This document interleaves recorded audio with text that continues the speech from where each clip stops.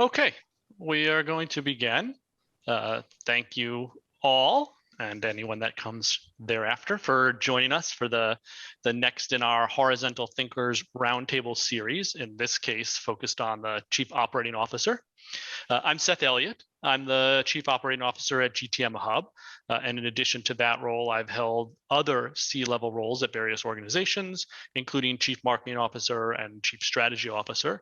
So I am somewhat familiar with the challenges and, in some cases, difficulties surrounding these types of circumstances we're going to discuss today. I'd like to go through a few housekeeping issues, and then we'll roll into introducing our great panelists and dig right in. To begin with, the panel will be recorded, this roundtable, and it'll be accessible to everyone after the event. You're going to get an email and some helpful content to help you along with the Chief Operating Officer journey once the roundtable is finished. We do encourage you to participate in the discussion. I was just talking with Roman and Jim a little bit about how our roundtables, if you haven't attended one before, really juice up when the audience participates. And that participation takes place primarily through the chat. You can chat with one another, which we see quite a bit of. And if you have questions, please introduce yourself and then use the chat to discuss the conversation and to ask any questions that you want the panelists to engage in answering. It would be really great if you introduce yourselves in the chat. Talk about what company you come from, maybe a little bit about why you're here, so that everyone that is participating has a real opportunity to chat with one another. Today, I'd also like to quickly introduce someone that you cannot see, Marta, who is on our marketing team. Marta is my co-pilot for the day. She'll be moderating our chat. You'll probably see her here as a name called GTM Hub Events instead of Marta, but GTM Hub Events is in fact Marta. And so she'll be kind of moderating and also just dropping in additional little elements into the chat for you to take a look at. So with that housekeeping out of the way, I'm going to introduce our guests in just a moment. We'll go into a moderated discussion, and then after that, we'll have some time for direct Q&A. But as I say, don't hesitate to jump in with questions for our guests during the core session, and it's quite likely that we'll pick those up and even answer them before the official Q&A session. First off, I'd like to introduce Jim Kristen. Jim is the COO and also has global responsibility at Databook for driving the go-to-market strategy, sales, marketing, and channel partnerships. He brings a great deal of expertise to Databook, more than 25 years in enterprise technology sales. He's quite passionate about working with professionals to manage a unique demand creation cadence that delivers high quality pipeline, engaging in executives. And so you can already start to get a little sense from this introduction. While Jim is COO, he's very, very go-to-market focused. And we're going to talk a little bit about that. He most recently served as a sales acceleration leader for Oracle's ERP cloud. In fact, Jim and I were talking about the fact that he was at Oracle when Ray Lane was there. And he managed CRM sales for Oracle in North America. And he also included several years as the CRM sales leader at SAP North America and in the global sales acceleration leader at Sprinkler, where coincidentally quite a number of our executives also spent some time. He's also an adjunct professor at Menlo College, and he earned a bachelor's degree in business from there as well. So, Jim, welcome. Just give everyone a little wave. And then we also have Roman Pfeiffer with us, who's the COO at Aurelia Ventures, which is quite interesting. Aurelia is a tech startup accelerator. And he spent several years first with Amazon.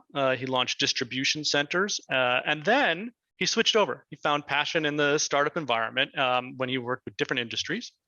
He's led various operations teams, and he focused on scaling companies from seed stage all the way through Series B. And he also works with various cannabis startups where he focuses on operations and investor relations. Roman holds an MS in innovation management from ESADE and currently lives in Mexico City. Jim's located in Palo Alto, and I personally am in Barcelona. So that's kind of the extent of the introductions. I think we're going to have a really great discussion here. I'll launch into it in a moment, but Roman, Jim, don't hesitate to obviously sing out if there's anything that you'd like to discuss beyond what I've already said, and as we go forward. So let's start off with this. let's talk about, what's your flavor, and what I mean by that is what type of COO are you, and when we think about that, what type of COOs are there? I'll put in the chat this article that I know you've both seen from Harvard Business Review, and they talk about 7 types of COOs. Basically, and they kind of break down to an executor, a change agent, a mentor, kind of the CEO's other half, which generally means, someone with complementary skills and capabilities, a partner of the CEO, kind of the successor and named as COO, and then what Harvard, what HBR called the MVP, which I think more and more nowadays you might see as chief of staff instead of COO. But that's kind of Harvard's 7 flavors. Tell us each, let's start, Jim, with you. Tell us a little bit about, like, what does COO mean at Databook? Do you fit into those categories? Do you hybridize between them for you? Tell us a little bit about you. Yeah, so running the go-to-market strategy, I think definitely a heavy focus on executor, right? Delivering the numbers, working with channel partnerships. And so execution is always a day-to-day of how are we shortening sales cycles? How are we raising the level of business acumen of the team members? And then the other one is really a partner. So, our CEO has a lot on his plate. He's developed a very innovative product. And so the goal there is, how do I take things off of his plate, and how do we kind of load balance between the two of us? And the other one that's a little bit of a change agent, where, I really came from our customer base. So really taking the lens of the customer and making sure that makes a way into our company and our products. Makes sense. Are you the first COO at Databook? I am. Yes. Interesting. Yeah, I think we'll talk a little bit about that as well. So Roman, what about you on your end? What type of COO would you say that you categorize as? I think the article started off explaining how difficult it is to put CEOs into different categories. Nevertheless, they went ahead and tried it anyways. When reading through them, I felt I can relate to several of these categories. In general, I would say I'm also very execution focused.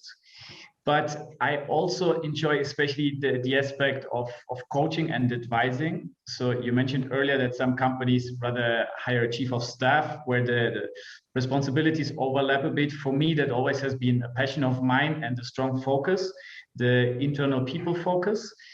And general creating the organization is another aspect I focus a lot on. I think probably listening to you, Jim, I'm less sales focused actually. I'm more inward focused to the company. And as to my relationship with the CEO, in my case, I knew the CEO for many years. We had a very good personal relationship before joining the company. So that definitely affected the dynamic a lot. So I think there I'm able to support him in various ways, give him a second opinion, since we know each other and trust each other for a long time. So it was very easy to step into that position and support at that level. Interesting. And are you the first COO that Aurelia's had, or was there a position of that sort before? No, as well, first one. Yeah, I think it's quite interesting when you talk about growth companies. It's not unusual that I find that I'm talking to COOs, and it's the first time that position existed in the individual company. It's true for GTM Hub. I was in the CMO seat originally when I was at GTM Hub, and then I was persuaded, let's use a polite term, I was persuaded to increase the responsibility level and become a chief operating officer, and that's the first time we held such a category. And if I were to categorize it, I'd say very similar to both of you. It's an execution and partner to CEO type of role. And for us, the reason we created that role, and maybe this resonates with you, especially Jim, I think Roman, you have a slightly different perspective because of the portcos, and we'll talk about that. But for us, we created it because our functions were getting really great at doing what they do well, but we were seeing a lot of optimization for the hill instead of optimization for the mountain. And so really the COO role at GTM Hub is about optimizing for that mountain. And Jim, are you finding a little bit of that at Databook? Yeah, I mean, you definitely have to carve out the time during the week, right? Because there's always the day-to-day activities and the execution for the week and for the month. And so what I try to do is allocate time where you kind of have the leadership team have a go-to-market call, really on capacity management. What's the longer range thinking looking like, and just having the time to talk about the longer term strategy. And sometimes it's challenging, but that's what I try to focus on. Related to this, we were hearing something in the chat from Christian Haukson. The type of CEO must depend on the type and size of company. Do you think that's true, Roman? Especially you see a bunch of different companies because of the fact you have a portfolio approach in regards to acceleration. Are your companies, do they have COOs mostly? They're a little smaller, and then Jim, we can talk a little bit about COOs at enterprise level after Roman answers that. I agree 100%. It depends very much on the company type. So our portfolio companies range from having a 4 or 5 founder team to individual founders, having COOs or not having COOs. So that varies a lot. I think it depends surely on the type of company, since some are more operational driven, operational heavy, but I think it depends a lot on the leadership team, how the CEO would complement the CEO and the rest of the team. And in some teams, you have a CEO that is very focused on operations, has an operational background. So in that case, maybe they don't necessarily need a COO, but maybe they need a chief innovations officer. So that depends very much on the team, I would say. Less on the company as well, but more on the team. Sure. Jim, from your perspective, you've sat at both Oracle and SAP. SAP has multiple COOs when you go look at their various business lines. Do you think that you saw from your seat the role type of COO at enterprise being significantly informed by company size? Yeah. I think the larger the company, working at companies the size of Oracle and SAP, when the COO has 24,000 employees, is that not only they become really good at driving the plan and the direction, but being very focused on being thoughtful about making sure that you're maybe focused on 3 big items for the quarter and not exceeding that, knowing that, employees can only consume so much.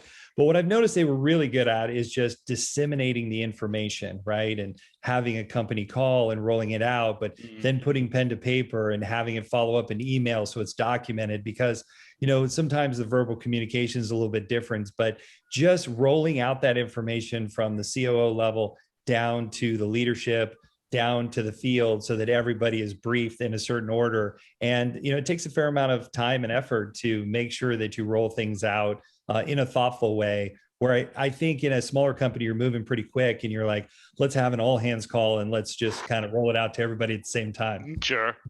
I think, I might phrase it as, and I think we'll dig into this a little bit more in the context of some of their questions. COOs, almost regardless of the type or the size of company, are kind of champions of process for the sake of outcome. And I think that last part is kind of important, right? It's not champions of process for the sake of process, it's champions of process for the sake of outcome.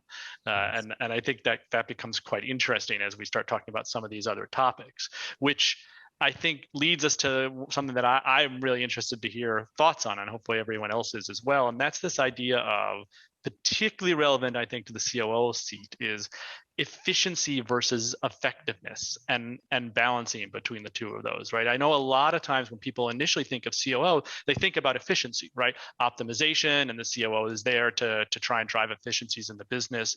But effectiveness for many companies is separate from efficiency. Some, hopefully they line up, but they don't always have to. And focusing on effectiveness is a role piece that oftentimes doesn't have a specific champion inside the organization. So what do you find across the role that you have as COO in regards to, is it a focus on efficiency for you? Is it a focus on effectiveness? Are you actively balancing or managing these two? Where does the spearhead lie for you? And Roman, let's start with you both inside Aurelia and in terms of the mentorship perhaps that you do regarding these subjects for your tech startups. Mm. I think this balance changes over the life cycle of a company, over the size of the company. I think the younger a company is, the more you look at, you just want to get things done and you're not so much focused on whether this is efficient or not, but the result has to be there. You need to make something happen. And the more a company grows, the more the need to establish processes comes into play, and you start to first realize, okay, we're doing something that is completely inefficient. And having the process mapped, you start to realize, and then you say, okay, well, now we need to change that because we're wasting a lot of time, a lot of money here. So you start to put more focus on that topic as well. So I think that that's a gradual process where the focus shifts.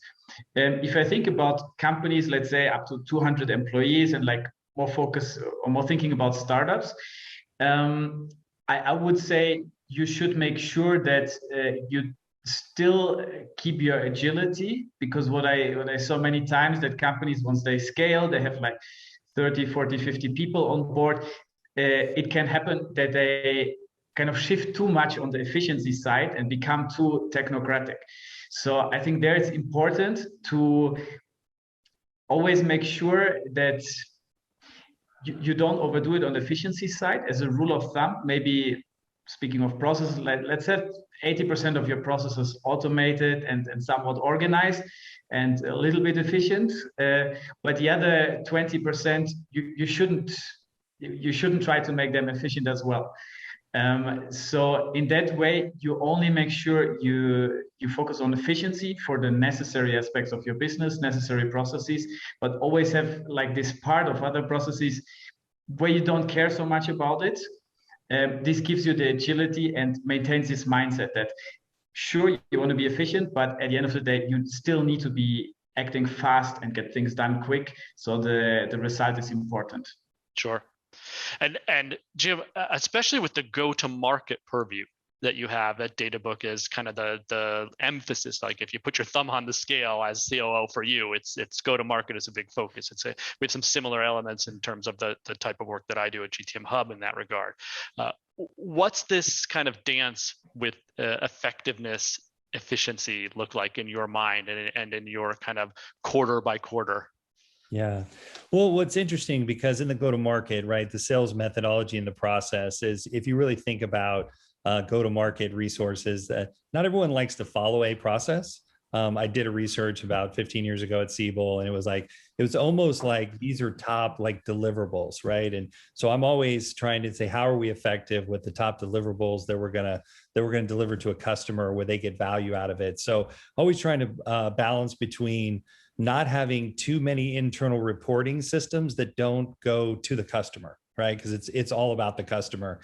And so if we're effective delivering those deliverables that are based on frameworks, and let people kind of put their own personal touch on it, and while following a process, it's this balance between a process versus their own personal interaction with the customer. So and I think over time, then people become more efficient, because as a COO, I also look at it as kind of a player coach, right? Is you got to get in, you got to take the task on, you have to show how it can be done in a less time with your team, and then kind of leverage it to teach people how to sort of time box things, right? Because people will spend a lot of time on things they like to do, which is great. But generally the things that are a little bit probably more uncomfortable drive the results. And so I just have always looked to sort of deliverables to the customer as being the milestones that make you effective in the short run, but then become the standard to make you more efficient as you go forward.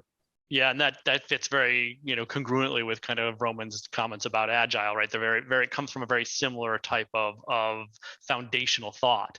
But let me ask you about this. I think the three of us on this call are sitting in seats right now that are arguably smaller in size. I mean, I think we've all been at larger companies, Amazon, Oracle, SAP. I've sat at a number of enterprise companies as well. this question that we asked earlier about the COO in regards to company size, right? Where do you think the effectiveness versus efficiency issues start to lie on the thread given company size as COO? And I'll highlight that further by kind of saying at GTM Hub, we care about effectiveness, right? We care about outcomes and achievement, and we have a very effectiveness kind of mindset and focus. We try to optimize, which is efficiency, right? But we're a scale up, right? We're a hyper growth scale up, as are you, Jim. And Roman, you're dealing with either small initial phase or also scale up growth companies. So it's kind of perhaps easy for us to talk about effectiveness versus efficiency. What happens as you get a little bit larger? What are your thoughts on that in regards to the balance between those two as COO? Yeah, I think that it's always the onboarding, right? You're bringing new employees on, they're new to the company, getting the message, following the process to be more efficient and have things in place. So really making sure that the staff that's supporting the COO is everything you're doing day to day. Because we're the same. We're very effectiveness driven based on each customer meeting and the top things that we're preparing for that.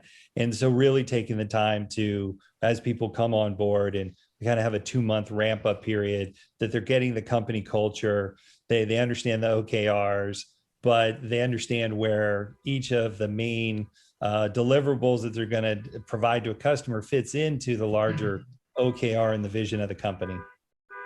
That makes sense. And Roman, you have anything else to add on that? Yeah, I think obviously the bigger the company size, you have a different dynamic. The environment also, whole decision-making environment will become more political. You will put more effort into convincing people. So I think they're having very efficient processes, not only general in the company, but also among your team members, your direct reports, and how they help you to execute what you're about to do. The more efficient they are, the more outcome will come out of it. So I think the efficiency with the bigger organization will play a bigger role, because it's harder to just move things in an inefficient way, just make them happen, which is possible in smaller teams, in startups, scale-ups as well, where you can be more pragmatic. Whereas I think in bigger organizations, you have a more established culture and organization where it's not always so easy to just break a rule and create a new one, but it's a more organized system where you have to navigate efficiently through it. Sure. So I think the effectiveness, and to be honest, that's also what draws me into the startup environment, that I feel their effectiveness is something I can achieve in a way more pragmatic way versus being in a huge organization. Mm-hmm. That's quite common to have that desire, I think, for many people that are working in the earlier stage and growth companies. And let's roll that forward, right? Let's think about now, how do you individually think about driving organizational effectiveness and also intercompany alignment, right? What moves the needle for you as COO when you think of organizational effectiveness and alignment? And Roman, why don't you just continue with the thoughts that you were starting to express and just roll it into this? Yeah, I think in order to create an efficient organization and effective organization, enablement is very important. So I see as one as my key functions and objectives to enable the teams in the company to do their job in the best way possible. So I want to create the environment and give them the tools to be as effective and efficient as they can be. And I think if I do that right, I think that leverages the potential of the organization a lot. So I focus a lot on creating the right environment and giving the teams the tools, helping them to structure their work environment. And as for alignment, I think there is, I believe my function is also to support that, to first help them understand where they need to be aligned, which often seems from a third perspective very obvious, but for the teams itself, it's not so much. So helping them to understand where they need to align with other teams, with other maybe external parties, whoever, and identifying how this alignment should look like. Often it's in the form of a simple communication channel, having a weekly meeting with a little structure where you convey the most important points that are important for both sides and creating this alignment. And then I think the teams can handle it on their own, but often it's just pointing out, look, you need this alignment here. Ops and marketing, you're not talking sufficiently, so please let's host a weekly. So I think that already helps a lot to create this alignment between the different teams. And if they're independent enough to also take their own decisions, have the structure to be aligned, I think that there's a lot of potential in that. Mm-hmm. And Jim, what about you at Databook specifically? Anything different or really more focused in terms of some of the issues surrounding how you think about driving organizational effectiveness and alignment across the enterprise as a whole? Yeah. I mean, alignment to me, everything comes down to sort of scorecards and metrics. And I spend a lot of time in the COO role working with product marketing on what are the additional personas and how are we going to share that with customers and then roll that out. But every customer meeting I go to, I work with customer success just on, I would like to see the usage in this specific way for this client because that's what's important to them. So there are a lot of internal cadence meetings that are going on that are customer specific that we try to leverage across different customers. But I feel like when I'm collaborating with product marketing, with customer success, is that I'm almost making sure that we're aligned on their success metrics and we're driving in the same direction because they have a little bit different view of how they're supporting the customers, but we need to be aligned. And those are weekly meetings that we talk about priorities and how we're delivering information and communicating with all of our customers. And of course, just quick small plug here, obviously OKRs as a methodology is a fantastic way to drive organizational effectiveness and alignment. I'm sure that's true for both Databook and the portfolio companies at Aurelia.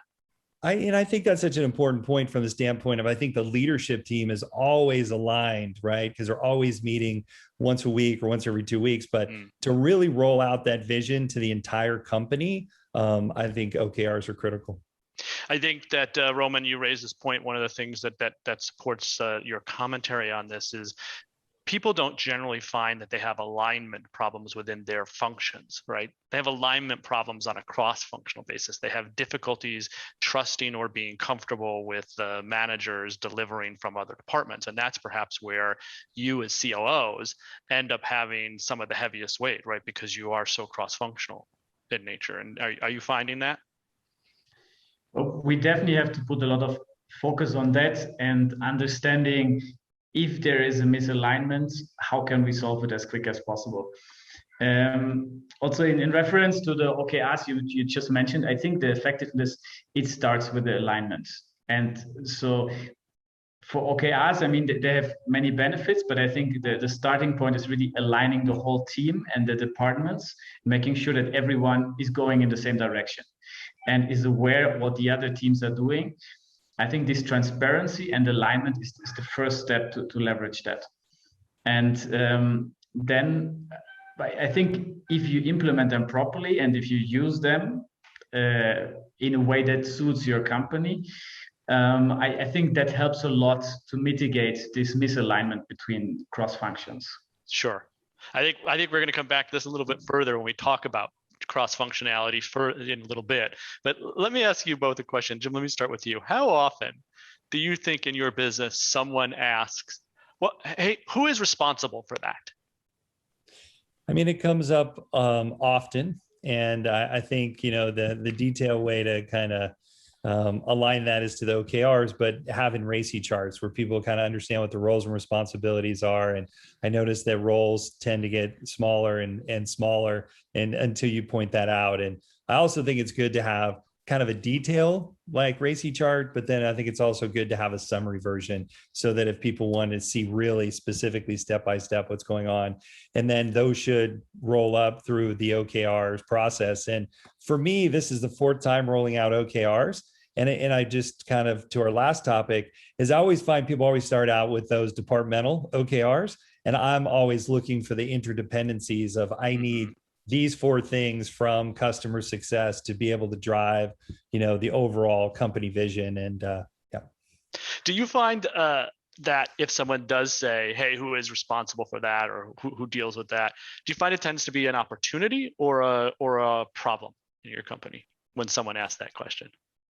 I mean, it's a great question. And I think that it's an opportunity to document it and make sure the whole organization is aware of it. Because I think if you've been with the company for a while, you kind of take things for granted. But as you grow, right, the responsibilities change. So I think it's capturing it, defining it, and then sharing it with the organization so that it doesn't come up again.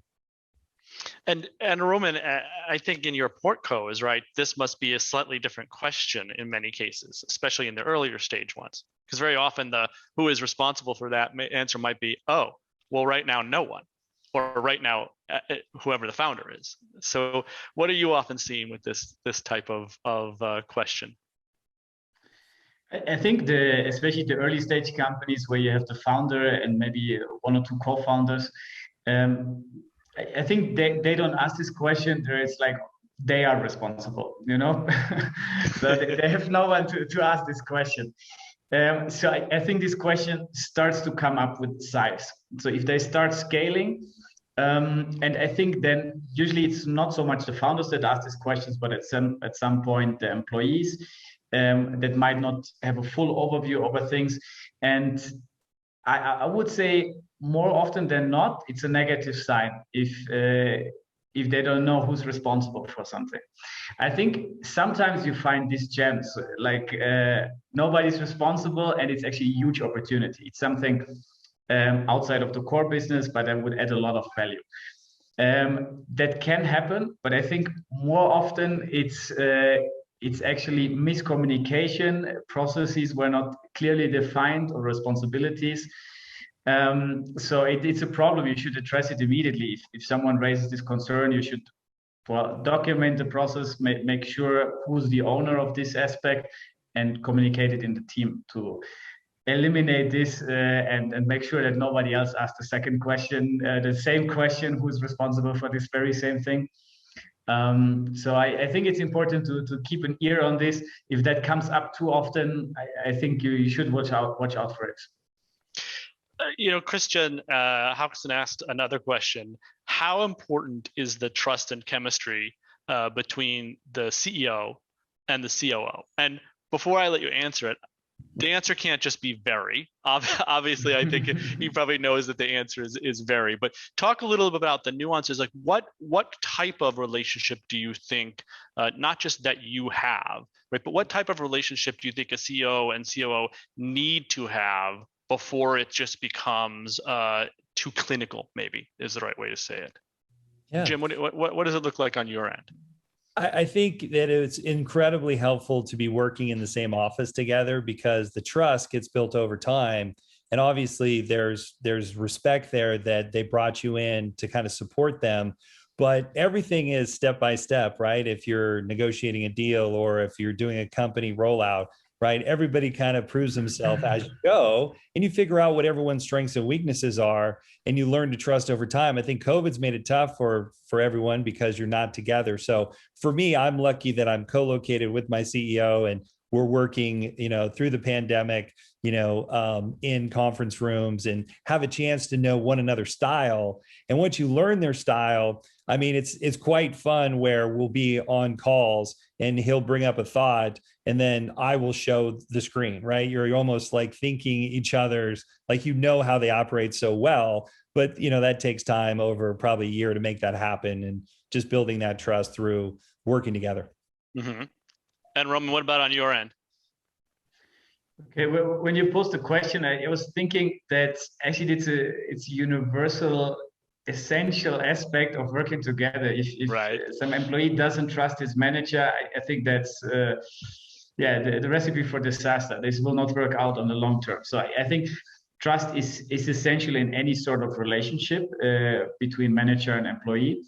I think what makes the CEO position unique is that the CEO does not have a manager. Plus, he usually doesn't have peers at his level directly.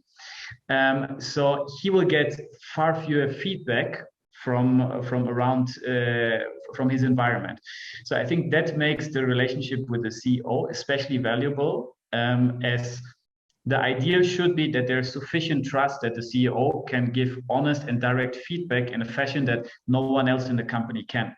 And the CEO, if he's smart enough, appreciates that feedback and demands it as well. So I think that makes the relationship very special, definitely. And well, for my personal situation, as I mentioned earlier, since I knew the CEO for many years, on a personal level, we started the working relationship with this trust already. So we had to obviously fine tune our working style and habits a little bit, especially since we're not located on the same continent, so we have the time difference as well. But in terms of trust, we had a huge head start that I admit made it way easier than in most situations. Sure. I mean, I think here again, that same question that Christian asked us that we were addressing in regards to company size plays a role here. You know, and at GTM Hub, we wouldn't have a COO, I think, if I hadn't already been in the business. So when Ivan, our CEO, created a COO position, he created a COO position knowing that there was a person that he trusted that he could already put in that seat, as an example. And I think that for many earlier or high growth stage companies, that level of trust and more importantly, the chemistry, I think, is really important. But I don't know what I've seen, and Jim and Roman, I don't know about you. What I've seen is that as you start to scale your way up the size of the organization, as you get to an SAP style company, it does sometimes become, while it's important, just like any other executive role is in terms of the relationship, it does become more of a job and less of a closeness of relationship necessarily. Like that level of chemistry between COO and the person that they're reporting to, whether CEO or president of business unit or something of this nature, can become a little more professionalized, let's call it, in a large organization from what I've seen. I don't know if you have a different opinion on that. Yeah, I think that you definitely more focused on delivering the numbers. You're probably not spending as much time on the innovation. And I think that's the part in the small company that's exciting and fun, is that, you know, in my company, the CEO developed the products, very knowledgeable and has a vision. And so that collaboration on what the customers are saying and going back and forth as you're evolving, as you become that bigger company, you've pretty much figured out your ideal customer profile, and you're more in that execution mode of how to scale it out to the masses. So that's a fun part of being with a smaller company, is constantly innovating. Well, one thing that we haven't talked about here, which I don't think we'll have time for today, is also the difference between being a COO with a CEO founder and being a COO with a CEO. It's not exactly the same type of circumstance, and you just kind of referenced that a little bit, and it's perhaps something that we'll end up exploring depending on how the rest of our time goes here. But let's talk a little bit about something else. How do you individually, what kind of tools or processes or tricks even do you use for prioritizing your attention, right? As COO, we've kind of referenced this a little bit already. We have effectiveness versus efficiency, but your role usually involves a combination of, right, strategic growth acceleration, you know, cross-functional enablement, but also putting out fires. Right. I mean, if you think, I think a lot of people consider the COO job who maybe don't have a lot of familiarity with it, and the first thing they think about is putting out fires, which isn't obviously entirely wrong. So, what's the balance? How do you figure out for yourself where you can prioritize and focus your attention in order to deliver the outcomes that are most effective for your own purposes? Mm-hmm. Jim, why don't you go ahead? Yeah. I mean, I would like my time to be 50-50, you know, internal and then customer facing, just the size company we are and what we're doing. oftentimes I get pulled to probably more customer facing, probably 65% or 70. And so I have to block time on the calendar. It's typically early in the morning. And, you know, what's interesting for me is like, I'm the early morning person from like 4:30 to 8 working on things. And our CEO and founder is from 9 until midnight, right? So a lot of stuff he works on shows up in my inbox. So we work well from that point of view where we can get focused on things. But it is creating the longer term plans and directions that are outside of the normal business hours. And I think that just comes with the job. Is everybody works a lot of hours, but the one thing that helps me a lot is just visibility, where I can see everyone's calendar. And because what happens when those fire drills come up is a lot of people have their kind of one-on-one internal calls. But if you have something that's critical, you need to schedule, and it's, you know, in the next 2 or 3 hours, and you need to bring people. When I look at calendars and I can see that everyone is booked for the next 2 to 3 weeks, it makes it a bit challenging if I can't tell if it's internal or customer facing. So. And Roman, how about on your end? I think my time allocation is slightly different. I would say I focus more time internally at the company. I think my share of external contact would be maybe 30-40%. The rest is internal focus. And as for prioritizing, I would say in general, alignment with the CEO, with the founder is very high. And there it doesn't cost so much time, but their alignment is high. And then I try to make sure, how can I put this alignment into the organization? And there, I believe for me, my most important meetings in the week are always my one-on-one meetings with my team leads. And that is because I see if I enable them, give them all the latest information, help them to execute the strategic vision that we have, and help them with any problem, support them where they need support, they can do that job. And there are multiple people. So if they're doing that job at the same time, they will create way more outcome than I am individually. So I put a lot of emphasis on that I have my weekly one-on-ones. Don't cancel them. It's the last meeting per week. I'm canceling, making sure that they happen, because I also feel that usually my teams are the ones that are at the front line with the customer. Obviously, I also interact with them here and there, but I would actually go so far and say their interaction is more valuable to the customer in the moment. So I want to make sure that they're enabled to do their job, and that's where I put my focus on in terms of meetings and focus per week. I think more than that, I believe in defining clear goals per week, and actually per day. So that's the first thing I do in the morning. I define, okay, what is the objective for today? These couple of things have to happen today. And then keeping the vision, okay, or the objectives for the week in mind. That's something I've written. That's the first thing I look at every morning. Okay, these are the things for the week that have to happen, and this is for today. And then I start my day making sure that I don't forget these objectives. So, you know that, oh, Jim, did you want to add something? No, go ahead. And just one question came in on the chat that I thought was interesting. Well, yeah, absolutely. Let's address that. Are you talking about the chief of staff COO question? Yeah, we'll come to that one in just a moment, because I want to make sure that we don't lose one piece. That was really great, Roman, because you got somewhat granular about how you attack things. And a lot of our attendees today, a lot of the audience are either COOs or chief of staffs or VP of ops. So taking what you've just said for both of you, a little more granular, let's talk about just tools for a moment that you really think are kind of critical or a hack to help you as COO really drive that. You say to yourself, if I wasn't using this, I literally wouldn't be able to get the job done the way that I'm getting the job done. I mean, Jim, you gave the example of being able to see people's calendars, even small things that kind of enable you to kind of really move the needle. So Roman, in addition to writing out the goals for the week and the day and looking at those, are there any tools that you're using where you say, this is it, without this, the job would be like 5 times worse? I mean, on one hand, we have the tools that we use in the company, where I would say in terms of managing action items and priorities, I'm quite fond of ClickUp. This works pretty well over multiple teams. We can also share that externally, have our portfolio companies join in, work on tasks together. So I think that's very useful. As for me personally, I'm still a huge fan of Excel. This is I couldn't work without it.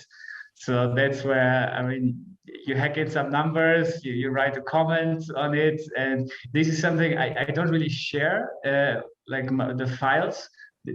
These are just my working documents, but for me, it provides a perfect working environment where I can structure my thoughts, put in a couple of numbers. So I think without Excel, no, I couldn't do the job. Yeah. Okay. And Jim, your end? I mean, for me, it's that interaction on each call and its prioritization. So common to Roman is spreadsheets, but like Google Sheets, where you're interacting with one another on the fly. I'm a big believer in priority. Like, everyone has P1, P2, P3. And I notice that people like to stay away from that and they just like to have things on there. But everything that we work on there needs to find its way into CRM so that conversation is then available to you a week or two down the line when you want to have that. And then that comes to like following through on project management. Great. Well, let's grab this question that one of our audience asked, which is the difference, if there is one, in the COO role versus chief of staff. We referenced this a little bit earlier when we talked about the MVP role. Is there a difference? Is it a bad idea to have both? Do you have a chief of staff inside of your business as well as a COO? So Jim, let's start with you, and then Roman, let's hear from you about both you and your portcos.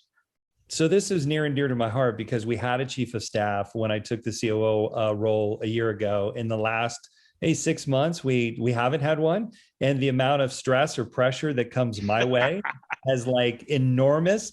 And in that role, I think the reason it's different is I think project management, right, is when you have these cross-functional needs. I might have a vision of what we want to execute on, but that chief of staff is really the person who kind of rallies people together, schedules the call, follow-ups, makes all of that happen.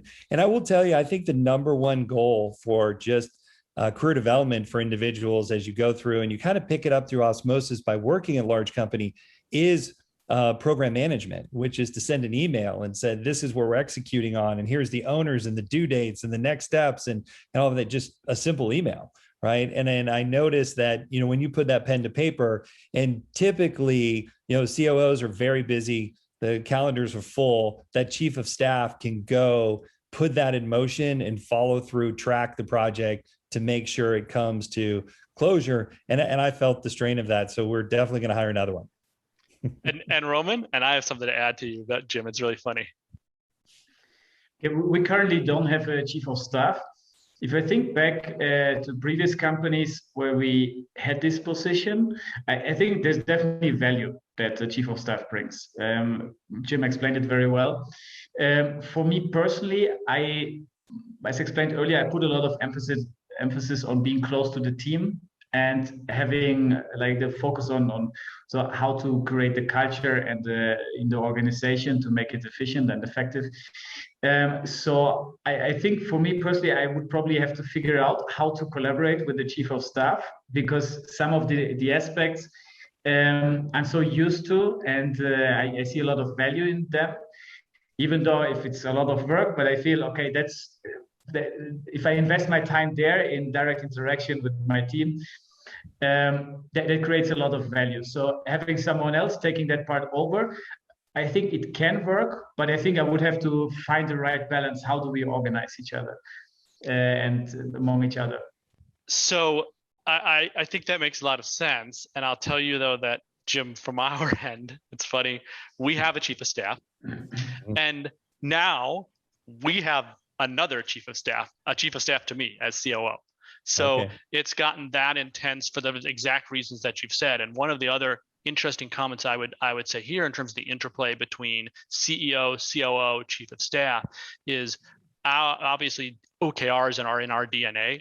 our core chief of staff and both of the chief of staffs now, our chief of staffs have a lot of focus on all of that enabling function that you've just said about the OKRs methodology internal to our company as well, right? Ensuring that it doesn't become clinically programmatic, that there's a focus on what should these OKRs be, the why. And one of my favorite quotes is, we use this in our business, is that from Peter Drucker, management is doing things right and leadership is doing the right things. So our chief of staffs are focused on helping enable both of that, right? That yes, all the elements that you talked about in terms of helping the COO and the COO enable that things are going right, but also they help focus on enabling people to make the decisions about doing the right things, which is quite interesting in terms of the interplay, I think, between COO and chief of staff.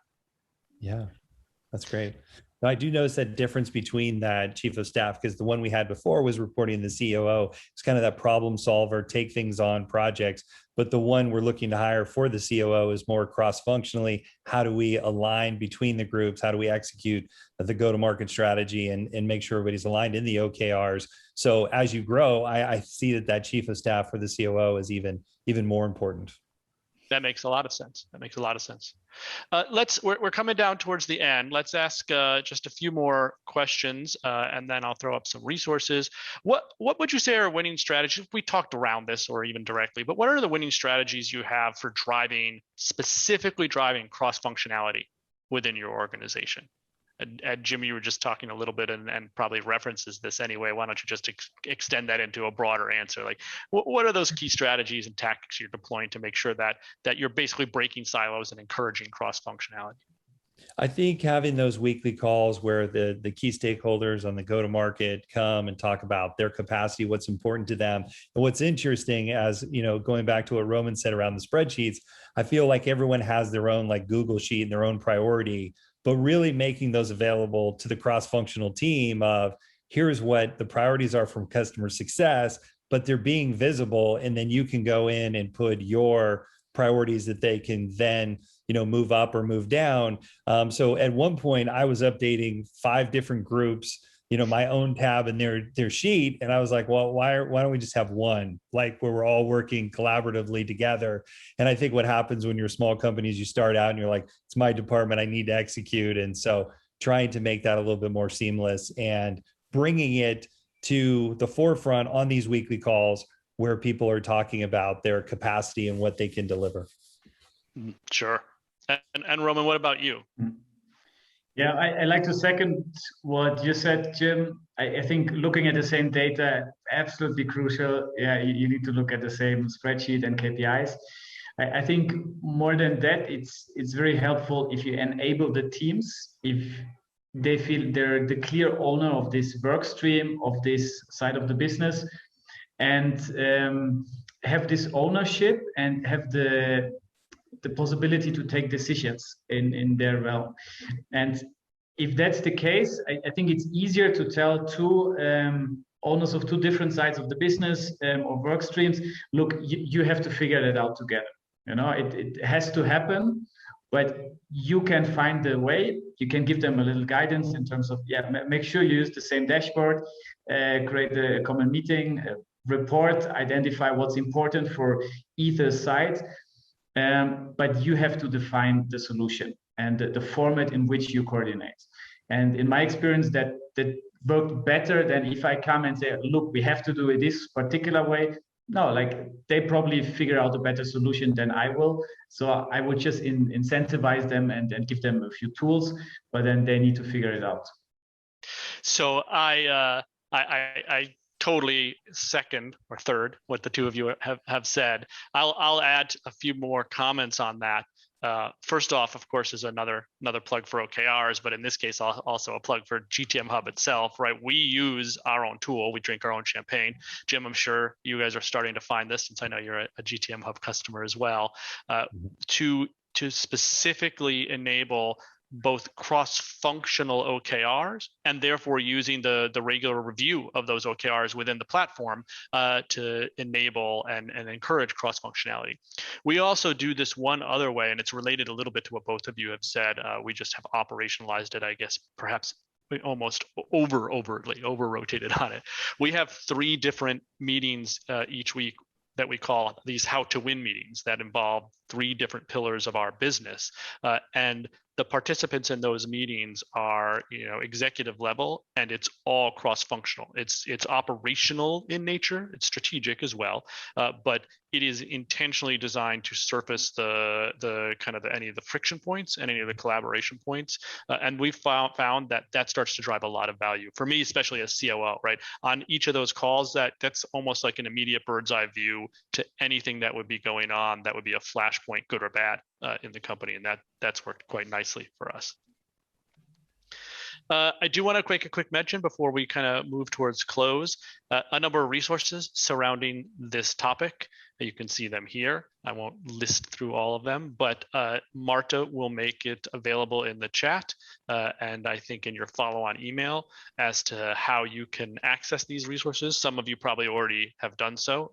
No doubt that's how you arrived at this roundtable, but we're really delighted that you've all been able to attend, and please do follow up with any of these resources, and obviously review the recording when we're finished off here. So we're coming to the end. I'm just gonna ask, first of all, Jim, Roman, anything we didn't cover that we should have covered? Anything else you want to just kind of make a mention of? Any commentary that you think needs to be added? Roman, let's start with you. I believe that for a CEO, obviously the operational functionality of the business is crucial, and that's where a lot of your attention goes to. But none of this will actually work without a team. So I think you always have to put a lot of emphasis on making sure you build a healthy organization where you create teams that are independent, that are enabled, and that have everything they need to perform the best they can. So if you manage to create that organization, create the framework through processes and through hiring the right people and building the organization, which has many facets, I think that is the biggest leverage you have to bring the company to the next level. Great. And yeah. Jim, any final thoughts from you? I think that flexibility to adjust, but the thing that stands out to me is, as you're a small startup company, is that the leadership team is normally program managing everything. And you get to a point where you have to have people in the company understand that you're going to assign somebody to program manage this work stream. They're not part of the leadership team, then that's okay. But what that role entails, which means you're going to respond to them, and there's certain things that are due that I think sometimes people are used to, updating and providing that to the leadership team. But you can only scale and grow if you empower people to take on those program management roles and complete projects that are outside the leadership team. Sure. So it's a good point. We didn't talk as much about that during the core session, but empowering the sets of individuals as you grow to engage in that behavior is really critical. And you as COO then reap the benefits of that. Yes. Definitely. All right. Well, we're coming up on the close of the hour. I really want to thank both of you, Jim and Roman, for taking the time out to spend with doing this today. I know that I found it quite interesting, and I'm sure that the rest of our audience did as well, and really gathered some nuggets of wisdom. So really appreciate it. We at GTM Hub thank you. I personally thank you. And thanks to everyone that took time out to attend as well. We all are very busy and have lots to do. So we really appreciate your attention in order to help hopefully enable better horizontal thinking. Thanks for everything. Great. Thank you very much, Seth. My pleasure. Take care, everyone. Okay. Take care.